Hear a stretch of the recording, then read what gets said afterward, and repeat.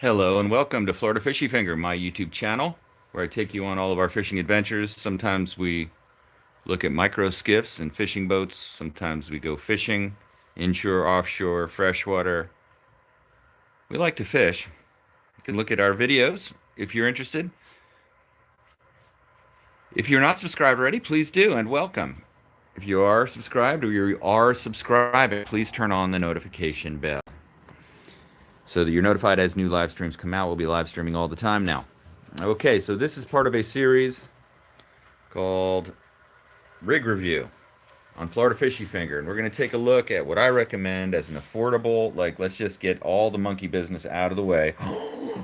Oh no, look at what I just found. Well, you know what? That's what happens when you use it. Finally gave way.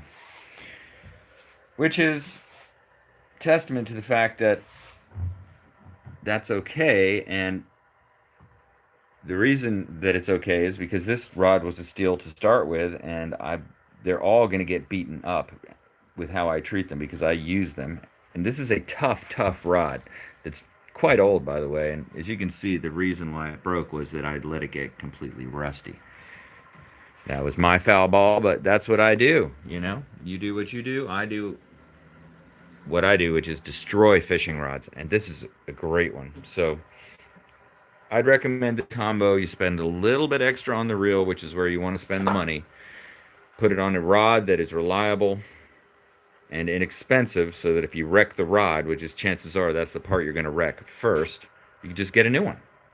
So for the cost of this rod, I could get three of these for the price of the so-called good rod or the better rod, name brand better rod, which is better in many ways. I'm not saying it isn't better.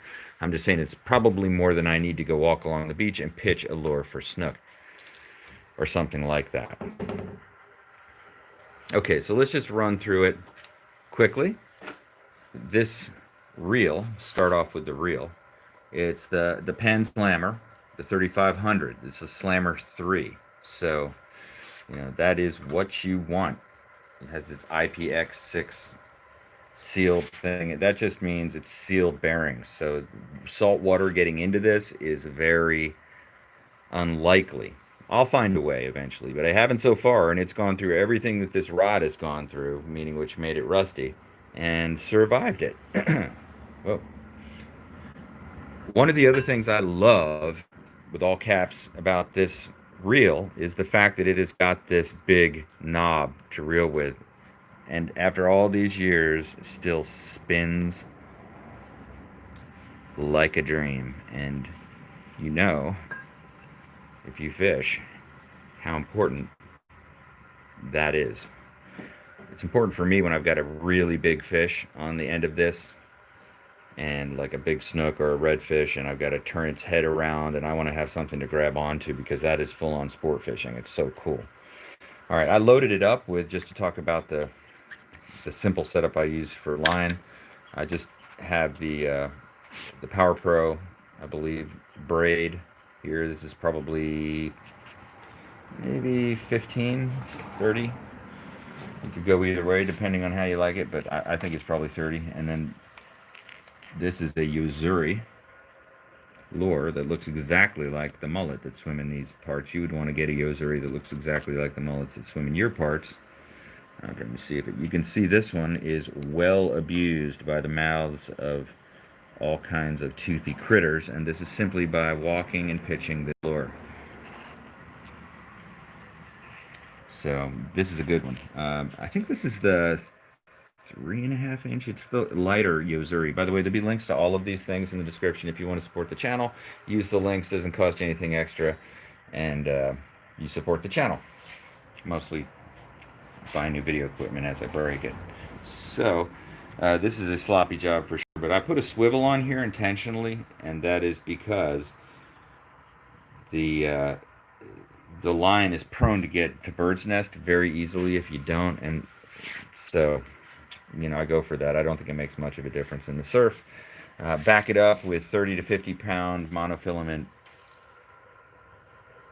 up to that swivel. Again, the swivel is there for for the avoidance of the wind knots in the braid. And now this rod comes with a place to hook on your lure. I find that to be essential. All right, so let's take a look. I'll try to turn this around. And by the way, thanks for staying for the whole video. I'm going to show a place that I use to store my 25 rods or whatever that I have. And maybe it'll help you. It solved a lot for me. Okay, so this is a Berkeley ugly stick. A Shakespeare ugly stick, I guess is what you'd call it. A Shakespeare ugly stick. And it is the Inshore Select.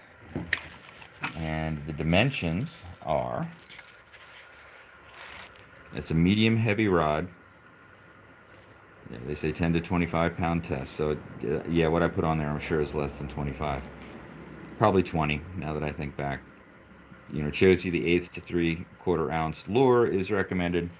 And something I really, really like about these rods is the fact that they have this one-piece line guide, and like that seemed to be what broke in everything first, and now that doesn't break first. So it makes them last a lot longer. You can see this rod's spent, but the thing cost me like $50. So, and I've caught so many fish on it. So now I just will put it on the back burner, grab a new one, and be back in action again. In fact, I need to get a second rod, and I think I would get one exactly almost like this, but I'll go a little bit lighter, and that'll be for casting in this beautiful Shadowcast 16 micro skiff that I go out on fishing missions on the channel. By the way, I'm going to be doing some streams from our fishing trips out on the river and in the ocean, so stay tuned for those. If you turn on notifications, you will be notified. Now, how did I solve my fishing storage problem, you ask? Well, that's easy. First, I piled them in a corner of my garage, something like over there. It resulted in many broken, dusty, dirty, gross situations. Then I piled them in other areas. Long story short, I finally bought a rack system that I attached to my ceiling. So here we are. I bought 2 of these sets, and I have links in the description for these 2 if you're interested. But they come with like just 2 straight supports, you know, and you alternate the tip and the butt back and forth.